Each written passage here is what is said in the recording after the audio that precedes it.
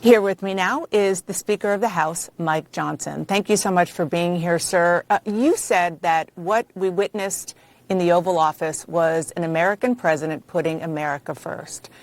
What does America first mean to you? Does it mean that America's role in the world is no longer to support democracies when threatened with tyranny? No, America first is everything that phrase implies. I've always considered myself a Reagan Republican. I believe in the idea that he used to articulate well, that after World War II, America had a very certain responsibility. We're the last great superpower on the planet. It's very important that we maintain that status. But we cannot maintain that status unless we maintain our own strength. And we achieve peace through strength. That was also a Reagan doctrine. So what President Trump is doing is restoring that principle. He is a strong hand to return to the White House at a very perilous time on the world stage. We have to bring about an end to this war in Ukraine. Putin is the aggressor. It is an unjust war. We have been crystal clear about that. But now is the time to bring it to an end. And what President Trump was trying to do in the Oval Office when Zelensky acted so inappropriately, in my view, was to offer them an agreement that would be a win-win-win across the board. The Mineral Rights Agreement is a fantastic solution to bring about an end to this conflict. And I would have hoped that President Zelensky would have understood that and showed some gratitude.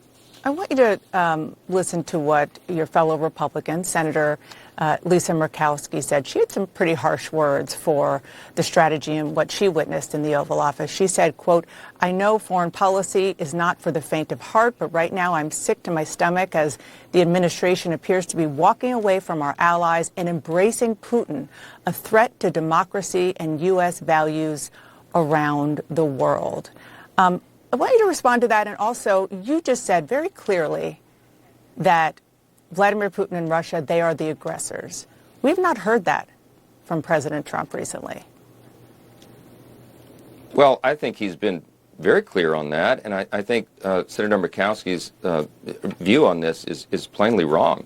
The person who walked away from the table yesterday was President Zelensky. I mean, look, I've been involved in a lot of bilateral meetings like this with heads of state and dignitaries. There's a certain protocol to these events, but for him to act as he did was rather shocking to everyone. I mean, President Zelensky, instead of showing gratitude, he interrupted and berated his hosts at a very perilous time for his country.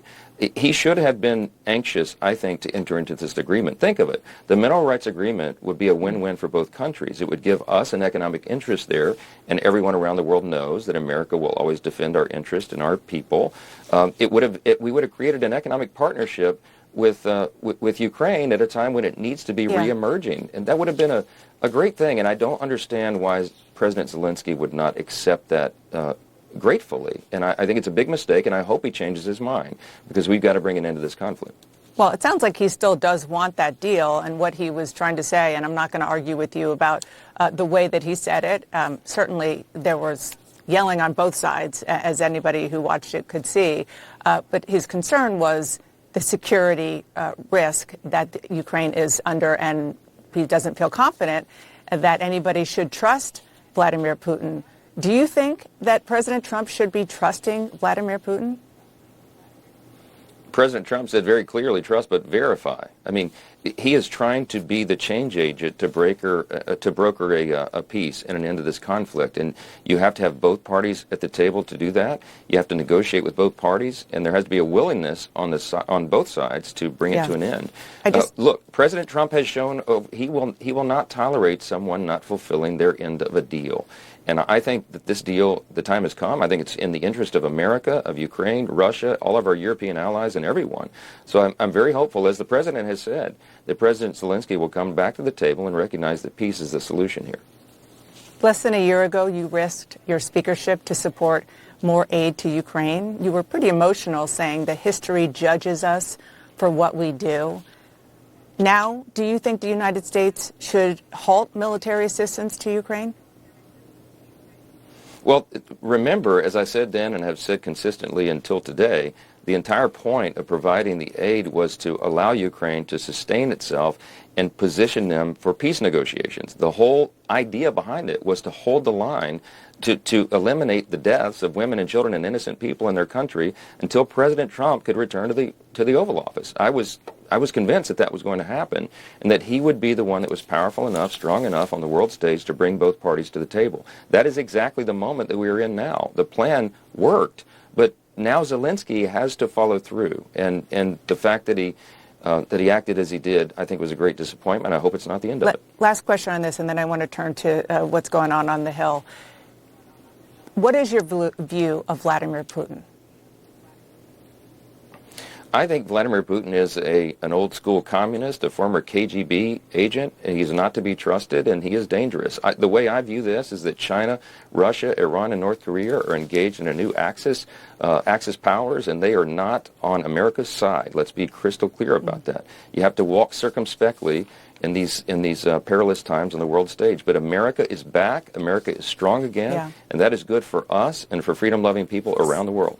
Mr. Speaker, I want to talk about your plans for what you and the President call one big, beautiful bill. You had a big win this week in the House. You narrowly passed a key vote for that sweeping budget plan to do a lot of things, including extend Trump tax cuts, slash federal spending, at least give the parameters to do that. When you met with the President and the Senate Majority Leader, John Thune, this week, did you get a sense from the Senate leader that he is going to continue with the plan that you propose? Because there's, as you know, some pushback in the Senate. Well, there was a little initial pushback just on the strategy, but I'll say this very clearly. There is no daylight between the House Republicans and the Senate Republicans. We all have exactly the same idea and mission, and that is to deliver the America First agenda. The One Big Beautiful Bill is the vehicle to do that. And as Leader Thune has said, and Senator Lindsey Graham, Senator Ted Cruz, and others who were initially in favor of a different strategy, of a two-bill strategy, they acknowledge the importance of the House leading on this, I think, and I believe we're ultimately going to combine forces and get the One Big Beautiful Bill done. I think the effort is to get it done.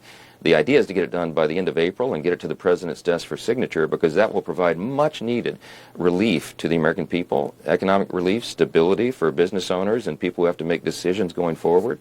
And in that same bill, Dana, will do all sorts of things. Make sure the border is secure. We will get American energy dominance going again. We will reduce red tape and cut down the bureaucracy in this country that the American people want us to do. And again, move one step forward even further in restoring peace through strength. So it's a critical piece of legislation. You met this past week with Elon Musk for several hours, I believe, on the White House complex.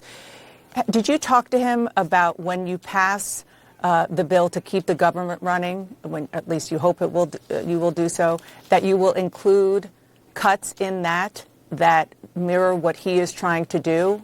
Big cuts, in some cases almost eliminating agencies.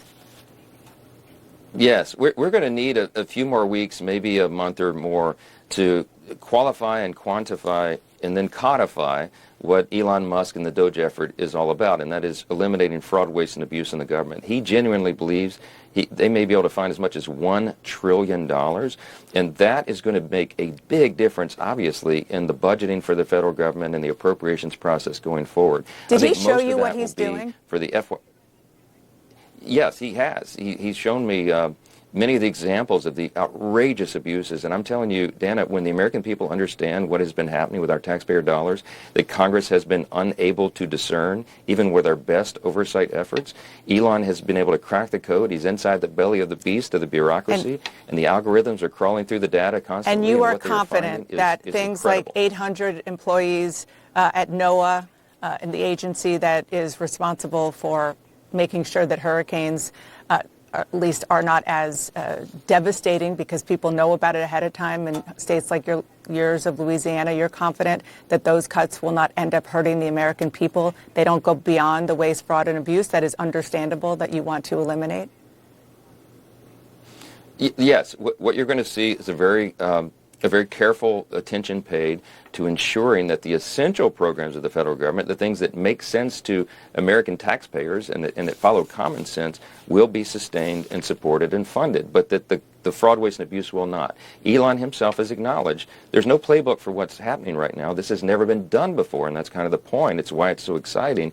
He understands that some mistakes will be made along the way, but they'll be immediately corrected. And you've seen that, for example, with USAID.